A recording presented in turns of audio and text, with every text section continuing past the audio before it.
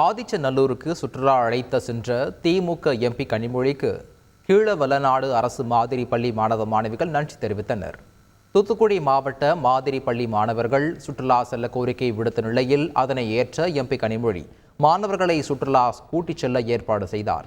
இந்நிலையில் பண்டைய நாகரிகத்தை அறியும் வகையில் இன்று ஆதிச்சநல்லூருக்கு சுற்றுலா சென்ற மாணவர்கள் தங்களுடன் பேருந்தில் பயணித்த கனிமொழிக்கு நன்றி தெரிவித்தனர். தூத்துக்குடியில் இருக்கக்கூடிய மாடல் ஸ்கூலுக்கு ஒரு முறை சென்றிருந்த பொழுது அங்கே இருக்கக்கூடிய மாணவர்கள் மாணவிகள் ஆதிச்சநல்லூர் பார்க்க வேண்டும் என்று ஒரு விருப்பத்தை தெரிவித்தார்கள். அதனால் இன்றைக்கி பள்ளி நிர்வாகமும் இன்றைக்கி சிஇஓ கலெக்டர் நான் எல்லாம் சேர்ந்து அரேஞ்ச் பண்ணி இன்றைக்கி அவங்கள ஆதிச்சநல்லூருக்கு அழைத்து வந்திருக்கிறோம்.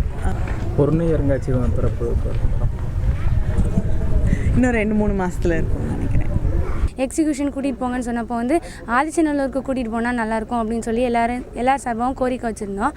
அந்த கோரிக்கைப்படி இன்றைக்கி மேம் எங்கள் கூடயே இங்கே என்னெல்லாம் இருக்குது அப்படிங்கிறத பற்றி எங்களுக்கு தெரிஞ்சுக்கிறதுக்காக மேம் எங்கள் கூடயே ட்ராவல் பண்ணி இவ்வளோ நேரம் எங்கள் கூட இருந்து எல்லாத்தையும் கேட்டுகிட்டே இருந்தாங்க. அப்புறம் தண்ணி குடிக்க பயன்படுத்தின பானைகள் அதில் தானியங்களை வச்சு அந்த உடம்போட சேர்த்தும் புதைச்சிருந்தாங்க. அதெல்லாம் நிறைய காமிச்சாங்க, நல்லா இருந்துச்சு.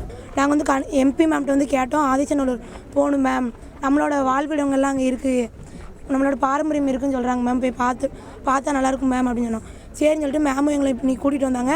காலையிலேருந்து மேம் எங்களோட கூட தான் பயணித்தாங்க. சுகாதாரத்துறையில் பொறுப்பேற்று இருந்தாலும் பள்ளி கல்வித்துறையில் நடைபெற்று வரும் நிகழ்ச்சியில் கலந்து கொள்வதை தாம் பெருமை மிகுந்த நிகழ்ச்சியாக கருதுவதாக அமைச்சர் மா சுப்பிரமணியன் பெருமிதம் தெரிவித்துள்ளார்.